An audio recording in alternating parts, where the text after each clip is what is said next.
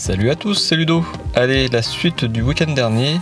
Donc là on se retrouve au centre de la tour, la caméra est au niveau du rez-de-chaussée et je suis en train de bricoler une plateforme au niveau du toit terrasse. Donc je place des bastings à la même hauteur que ceux qui passaient à travers les ouvertures existantes et qui me permettaient de traverser entre le toit terrasse et la pièce en haut déjà existante. J'utilise les trous dans les parpaings qui m'avaient servi à passer les serre-joints pour les coffrages du chaînage horizontal.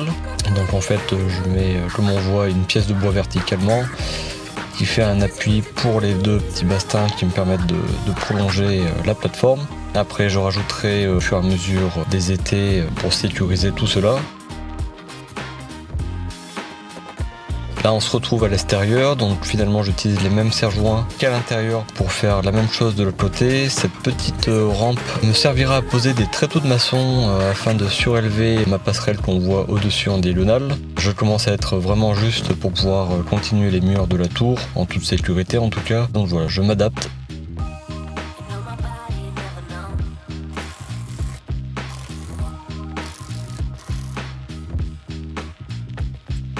On voit qu'il y a eu une petite pluie, ça fait toujours plaisir. Allez hop, je pose les tréteaux. Comme ceux-là ne sont pas percés au niveau des pieds, je vais le percer moi-même et comme ça je pourrai les visser dans les bastings qui sont bien solidaires de la structure.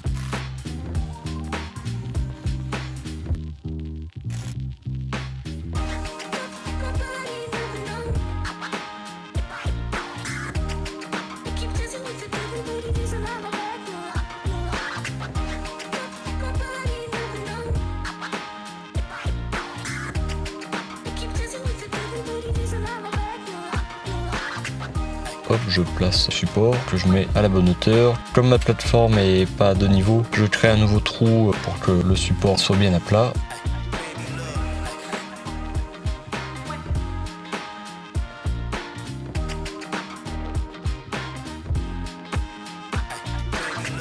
Je bricole un petit garde-corps, comme il n'y a rien de prévu, enfin en tout cas j'ai rien pour mettre avec. C'est sûr, faut pas foncer dessus, mais au moins en cas de déséquilibre, ça permettra toujours de se rattraper.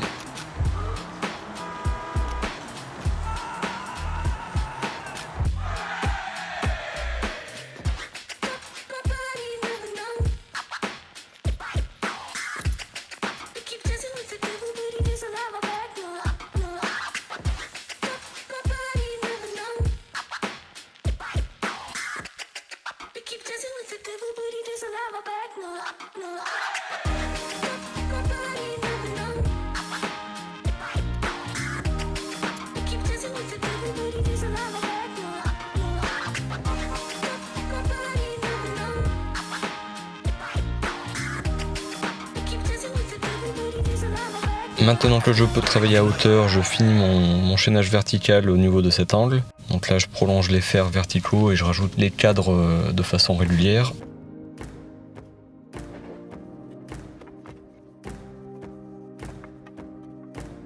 Voilà, comme j'ai encore un petit peu de motivation pour ce soir, je vais faire la même chose que sur la vidéo précédente, mais de l'autre côté.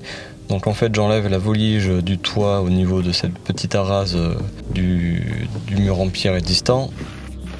Ça me permettra de monter des nouvelles pierres et de rehausser ce mur comme j'expliquais dans la vidéo précédente. J'ai prévu de les remonter et ainsi quand je coulerai le jambage de ma tour qui est juste à côté, cela mariera le nouveau mur en pierre et le jambage de la tour octogonale.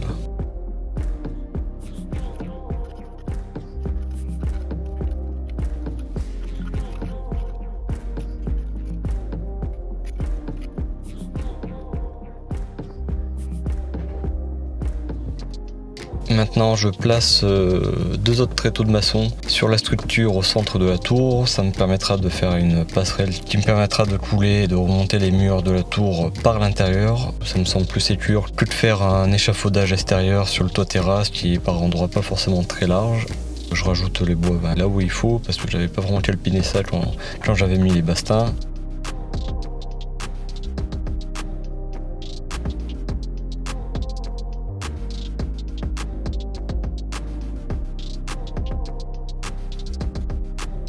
Allez, c'est une nouvelle journée, donc là je continue la mise en place des tréteaux de maçon. Donc comme j'expliquais, je rajoute les chevrons aux endroits où les pieds vont porter. Je les percerai et visserai également pour être sûr qu'ils ne puissent pas se décaler. Je ne l'ai pas à l'image, mais j'ai rajouté des étais en dessous de cette plateforme pour vraiment parer à toute éventualité.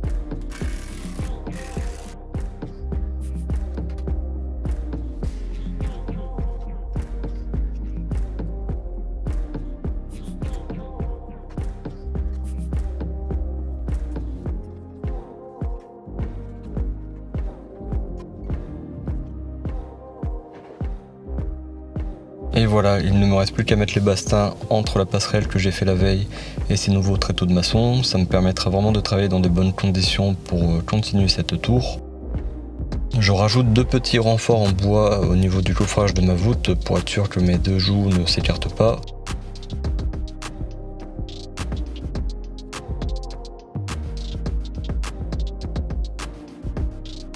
Là on voit que j'ai rajouté des étais pour tenir mes coffrages entre les murs de la tour. Comme le froid commence à se faire sentir, je fais un test avec un désherbeur thermique au propane. Donc finalement, en chauffant le mélange et l'eau tournant dans la bétonnière, j'arrive à obtenir une très bonne température. Bon, j'avais pas de thermomètre, mais en 5 minutes, sans passer beaucoup de gaz, j'arrive à faire monter le mélange à une température très intéressante.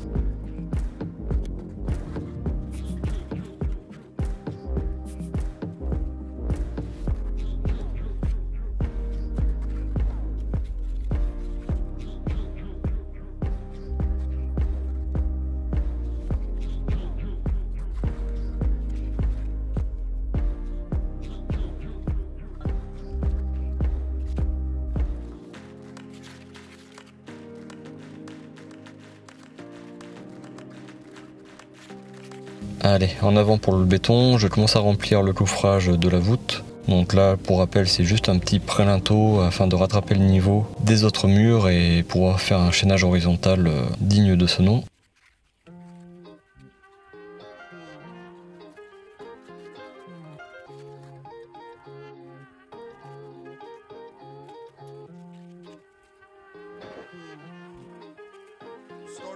Ensuite je m'attaque à un des raidisseurs de la tour, donc là c'est un petit coffrage, ça va vite à être rempli.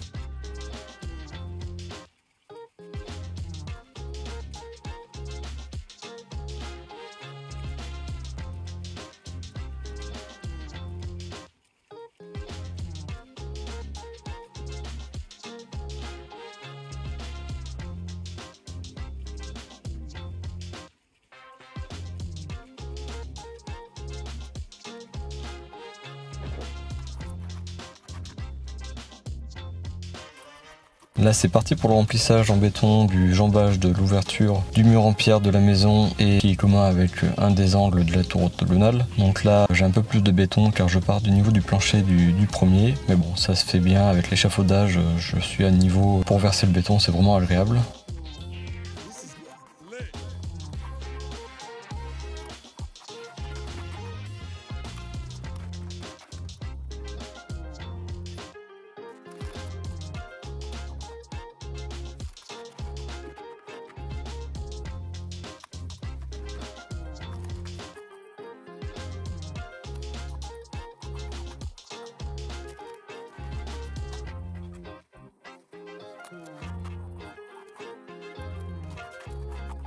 Et voilà, c'est quasiment plein, on commence à voir le béton arriver.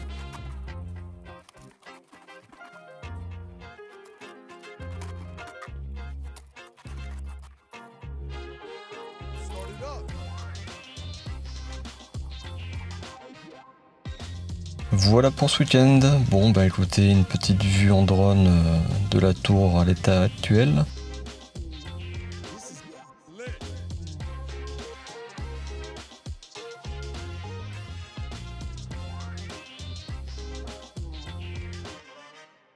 J'ai hâte d'y retourner et je vous dis à très vite pour la suite.